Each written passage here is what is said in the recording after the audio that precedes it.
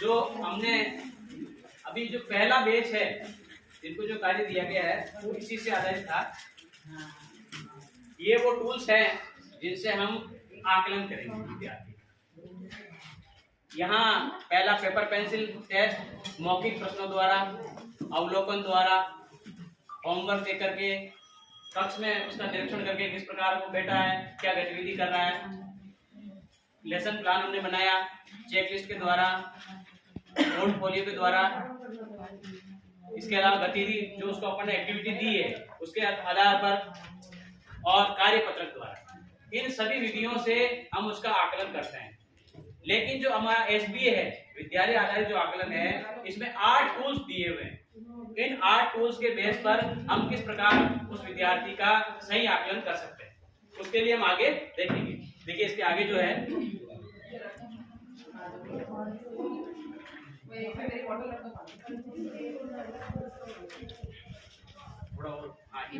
ये देखिए सर, ये जो 8 इसके प्रमुख है। पहला चेकलिस्ट, फिर रूब्रिक, प्रश्नावली, परीक्षाएं, रेटिंग स्केल, विवरणात्मक साक्षात्कार, संचय रिकॉर्ड और 8वां पोर्टफोलियो। ये मुख्य रूप से ये 8 वो बिंदु है जिन पर हम इस विद्यालय आधारित आकलन में एक विद्यार्थी का सही आकलन हम करेंगे। अब इस आकलन में देखेंगे एक एक से लेंगे हम। जैसे पहले चेकलिस्ट, ये देखिए मैं एक चेकलिस्ट, अब चेकलिस्ट के बारे में हम यहाँ पर देखिए कि मैं एक चेकलिस्ट हूँ। मेरा निर्माण शिक्षक विषय वस्तु की आवश्यकता एवं अधिगम प्रतिफलों के आधार पर कर सकते हैं। मुझ में सूक्ष्म अधिगम बिंदुओं की सूची है जो अधिगम प्रतिफलों को सूक्ष्म भागों में विभक्त करती है। मेरी सहायता से शिक्षक विद्यार्थियों द्वारा अर्जित दक्षताओं का मापन कर सकता है। मुझ में बने चेक बॉक्स में शिक्षक कभी कभी रेटिंग स्केल का उपयोग कर जानकारी का संग्रहण करता है। तो जो चेकलिस्ट ये है, यही ना आपके पास था। कितना नंबर है अपना ग्रुप जिनके पास चेकलिस्ट है? 2 नंबर ग्रुप के पास जो चेकलिस्ट आई है उसमें उसके बारे में पूरा विवरण दिया हुआ है कि उसमें एक एक पहला बिंदु क्या मैम उसमें देखिए, संख्या ज्ञान की समीक्षा। तो संख्या ज्ञान में क्या क्या बिंदु है उसमें जिनके आधार पर हम संख्या ज्ञान का उसका पता लगाएंगे कि कितना संख्या ज्ञान हो चुका है उसको।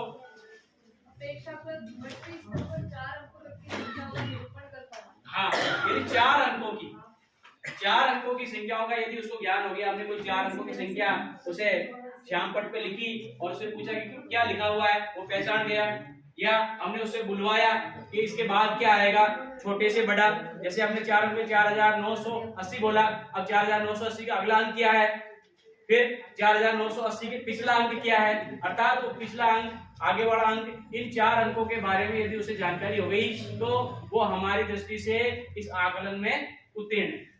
और यदि वो नहीं हो पा रही है तो हमें उसको और अभ्यास की आवश्यकता है। इसके पश्चात देखिए एक इसमें रूब्रिक का दिया हुआ है। क्या कोई साथी हमें इस रूब्रिक के बारे में बता सकता है? रूब्रिक क्या होता है, किस प्रकार से उसमें कार्य किया जाता है? रूब्रिक के बारे में आपने आकलन किया हो या इसका अध्ययन किया हो? थोड़ा बड़ा कर दीजिए।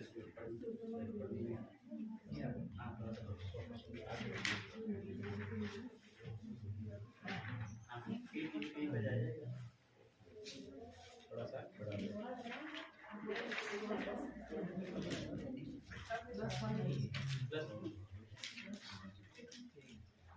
हाँ बस क्या देखिए सर, यहाँ पे मैं रूब्रिक्स हूँ, मैं विद्यालयों के विशिष्ट कार्य के आकलन मापदंडों का व्यापक समूह यानी एक ग्रुप है।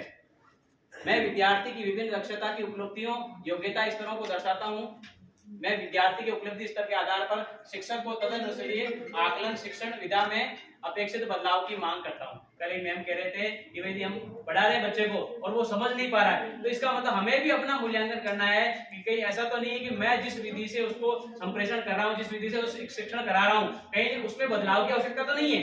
यदि उसमें बदलाव की आवश्यकता है तो सर्वप्रथम हमें उसमें बदलाव करें और उसके बाद उसका अधिगम करवाएं। फिर ये आगे है देखिए उपलब्धि स्तर क्या हो गया, और उसके बाद देखिए सहपाठी द्वारा सहयोग स्पष्ट करता हूँ, यानी सहपाठियों के द्वारा आपस में मिलजुल करके एक विद्यार्थी ने जो कार्य दिया है उसने दूसरे से करके मिलकर किया। एक तो इसमें हमारा एक तो होता है स्वयं, 3 प्रकार के हम आकलन करते हैं कि एक तो विद्यार्थी स्वयं कार्य कर लेगा, दूसरा वो सहयोग से कार्य करेगा, और तीसरा है वो कार्य नहीं करना।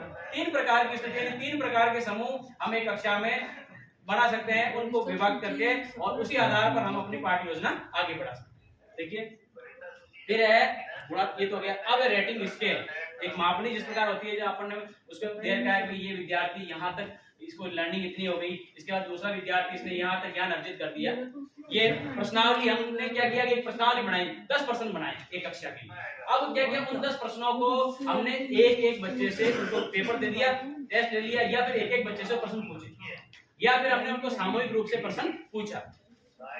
मैं प्रश्नावली हूँ, मैं तथ्यात्मक आंकड़े प्राप्त करने हेतु विभिन्न प्रश्नों या कथनों के रूप में प्रयुक्त होती हूँ। मेरा उपयोग शिक्षण में अध्यापन से पूर्व, अध्यापन के दौरान और अध्यापन के पश्चात आकलन के लिए किया जाता है। तीनों प्रकार के आकलन में हम इनका उपयोग करते हैं। सबसे पहले तो देखिए कि पूर्व में हमने प्रश्न पढ़ाए, उससे पहले भी तो हम बच्चों का आकलन करेंगे। फिर कंटिन्यू पूछते समय एक एक बच्चे से हमने प्रश्न पूछा, तो उसको पूछते समय भी हम उनका आकलन करेंगे। और तीसरा स्टेप हो गया, समग्र रूप से पूरा हो गया, तो उसके बाद हमने आकलन किया। हम इसको यूं देखेंगे जैसे माइक्रो टीचिंग हमने पीएचडीसी बीएड में पढ़ी कि माइक्रो टीचिंग सूक्ष्म लेसन प्लान कैसे बनाते हैं। हमने पहले 5 मिनट तक कार्य योजना बनाई शुरुआत में, फिर उस कार्य योजना को वहां अप्लाई किया, बच्चों को उसको सिखाया, फिर वापस उनका फीडबैक लिया, फीडबैक लेने के बाद फिर हमने और कार्य योजना बनाई, फिर उस कार्य योजना को अप्लाई किया। यानी कि हम 35 मिनट की क्लास को 5-5 मिनट में विभक्त करके उसी कक्षा में उनका आकलन भी हो गया, शिक्षण भी हो गया, अधिगम भी हो गया। संपूर्ण प्रक्रिया को हमने उस समय सीमा में बांध करके आगे बढ़ाया। अब है पोर्टफोलियो, सबसे महत्वपूर्ण है।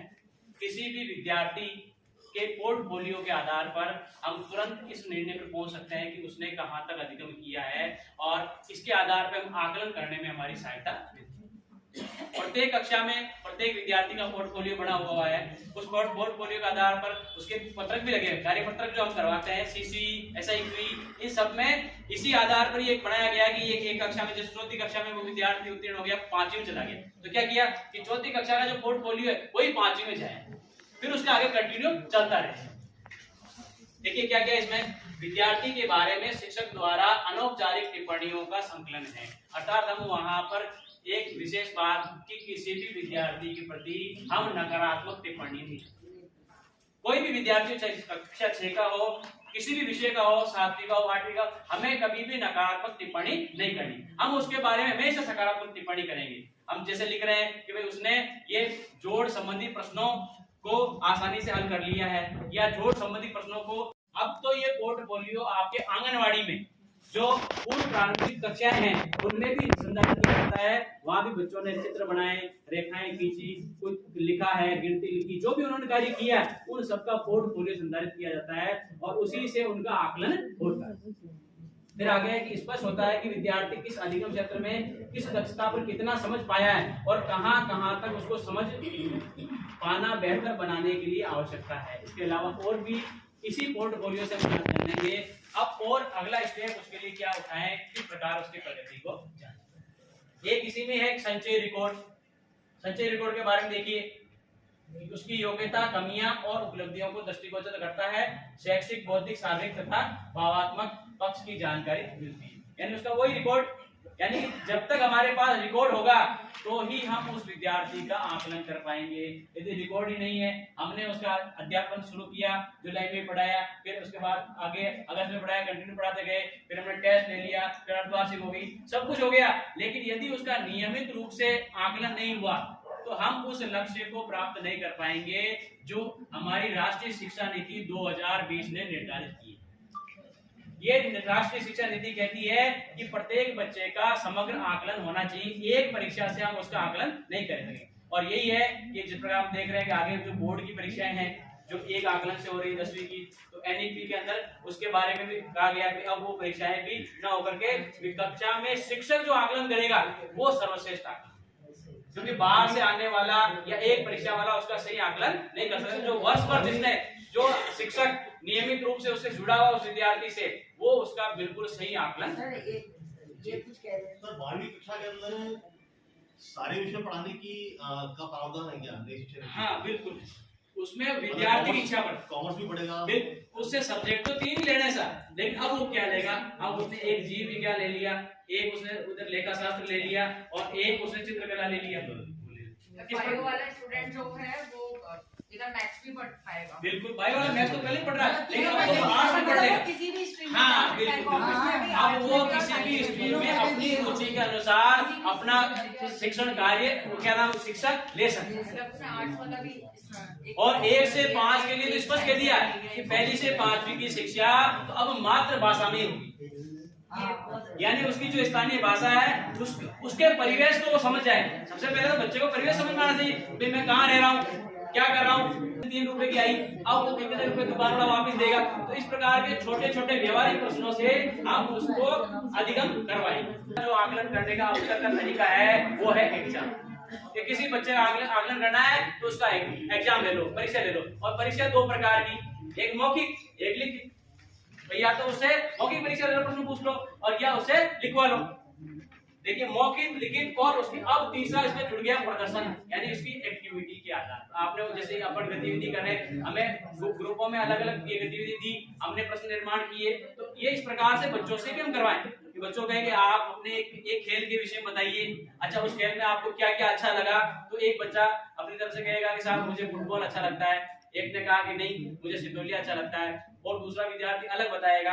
फिर पहला विद्यार्थी अपना अनुभव बताएगा कि मैंने बच्चे से कार्य करवाया और उसने जो चित्रकला में उसने अपनी शानदार रुचि प्रदर्शित की। यानी कि समूह में अनुपमा राजपूत, साक्षी जैन, घायल, प्रियंका, विनीता झा, मेवाराम सिंह, राधा झा, अनीता प्रजापति, इन्होंने मिलकर के चेक लिस्ट बनाई है और इन्होंने इसके अंदर निम्न उद्देश्य लेते हुए इन उद्देश्यों के अनुसार इसका आकलन किया है। इसमें पहले लिया है कि संख्या ज्ञान की समझ, इससे बच्चों का क्या आकलन किया जाएगा और इसमें बताया जाएगा कि बच्चों को कितना ज्ञान है और संख्याओं के बारे में, और ये कौन से उसमें आएगा क्रमांक में।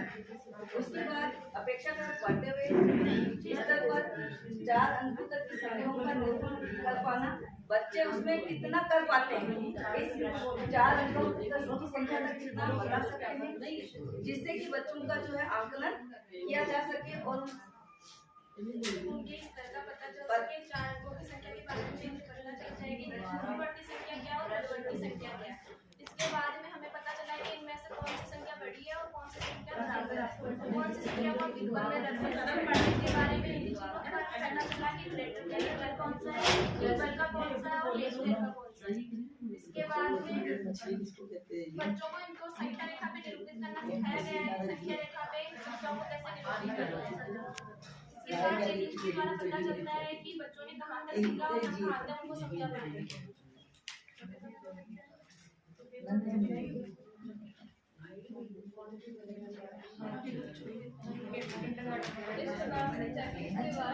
विद्यार्थियों का आकलन किया जाए।